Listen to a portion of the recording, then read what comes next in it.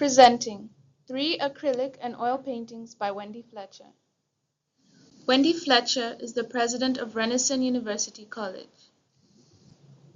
Aside from being an academic, Wendy Fletcher is also an accomplished painter in her free time. Her career began when her son gave her a paint set for Christmas, which allowed her to pursue a passion that was previously discouraged. Influence for her paintings stems from German expressionist groups such as Die Bruck and Die Blaureiter. Her current technique of neo-modern expressionism borrows the heavily symbolic aspect of this style and adds objective reality. By using exaggerated sizes and symbolic colors, she hopes to evoke in her audience a feeling or emotion that aligns with the subject matter. Our first painting is Hope is an Empty Bench from the No Home, Street Home series. Hope is an Empty Bench is an expressionist piece by Wendy Fletcher, an art form that uses bold and expressive colors to evoke strong emotion. This can be seen in the bold orange of the sky and the deep purple of the ocean. This piece shows a Vancouver skyline against the ocean during a sunrise. In the city, a bench can be seen in the distance, unusually large, and 2 birds soar in the sky near the sun. The city's sky eventually fades and becomes what draws most people's eyes to the piece, which is the heavy orange layer that covers the top leftmost quadrant. The piece is meant to reflect the idea of hope and unity. The circle canvas is meant to be the perfect shape, as a circle has no beginning or end. The heavy skyline contrasting against the small cityscape is meant to draw our eyes into the sky and convey that it may be difficult to see the bigger picture that hope paints in our daily lives. This is also shown by the use of gold flecks in the sky, where gold is meant to symbolize perfection and transcendence. Finally, the bench is meant to be a symbol of community, and its absurd size, when compared against the city, conveys a surreal nature of hope. The choice of a bench is meant to be a commentary on homelessness, with the idea that we hope for a world where no one will have to sleep on a bench. The heavy orange sky, flecked with golden stars, seems to weigh heavy on the world tonight. The purple sea is awash in the sun's glow, as the water flows ever so gently in time with the sky's rise. Birds soar and spin as they taste the air, gliding with ease of dancers, in a spot far enough away so that the din and roar of the city fades to a muted whisper. A bench sits, alone. It is homely, cobbled out of a simple, rough wood that you might find as a skeleton to a log cabin in the woods. Somewhere simple, where the size of the world around you means nothing, when you feel so close. The bench is bigger than you expect, and you see the sleeping shapes of men and women, clothed in tattered rags, using the bench as you might use a bed. The bench is taller, too, than you had first thought. You climb upon it and sit down, watching the sky and sea come to life as the colors dance, and wonder if you could reach out your hand and touch the sky. Our next painting is entitled Arts, from the Beautiful You Waterloo series. The life of an arts student, a toilsome journey punctuated with moments of hope and promise. A single individual, represented by a black dot, journeys along a vast orange stretch of road, their only prospect to continue moving forward.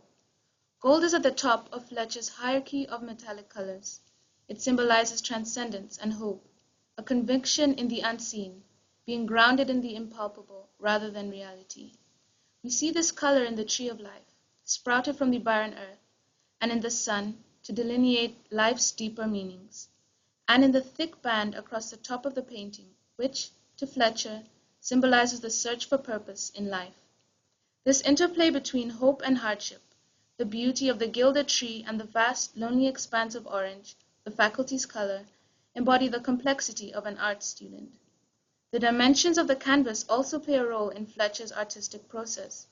The vertical, rectangular nature of this painting tells us she's making a statement rather than telling a story, using a horizontal, rectangular canvas. The tree of life, a glowing spectacle, is essentially what the student strives for, but this is no easy task. Wading through uncharted terrain gradually becomes a daunting forecast, and hope is hardly a simple thing to live off. The art student is torn asunder by life's uncertainty and built back up by the promise of hope. Gold glitters in the distance. I toil through this orange haze, this maddening heat towards it. I've left the familiar behind, its visage plunged in a thick fog, obscured by the sky's tangerine hues. I am too far out to return. I labor towards my goal, forging paths in the wilderness, through clouds of thick dust. As the sun gives way to the moon and emerges again, I labor still. With each passing day, the shimmering in the distance becomes clearer. A golden tree sprouted from the barren earth, its gilded leaves ricocheting the sun's rays into the atmosphere. This tree of life, this glowing spectacle, is what I strive for.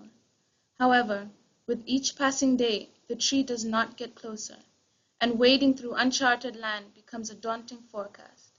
I should turn around to safety, but I yearn for novelty and change. Our final piece is Honesty, from the Confucian series. This particular painting is one that is very personal to the artist. Fletcher's name against her husband's name forms the same letter when turned upside down, W for Wendy and M for Michael, as seen in the lines that cut through the painting. Having had some interactions where both parties weren't completely honest with each other, inspired Fletcher to base the story of this painting on a relationship very close to her heart. Fletcher's choice of a horizontal, rectangular canvas reflects her intention to tell a story to the viewer. Despite the paintings being two distinct colors, she adds yellow to the blue part and blue to the yellow part and makes them exactly parallel in an attempt to convey that they both have a shared responsibility for honesty or dishonesty in their relationship. Whatever struggles they face, though it may not be perfect, they always have a common meeting place in the middle.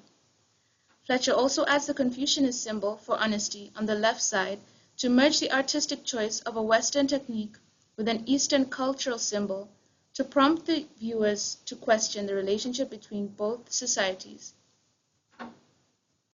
The true secret of life revealed in a wonderful battle of colors, so parallel yet so distinct, like when a burning orange sky meets a cold blue sea, when honesty meets deceit.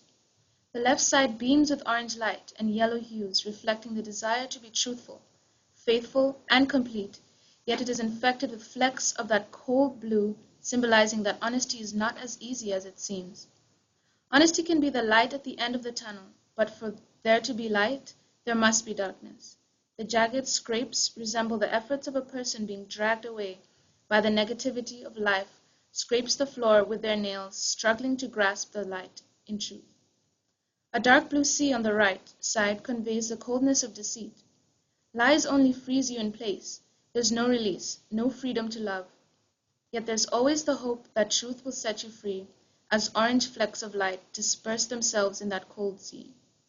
Eventually, honesty and deceit meet in the middle.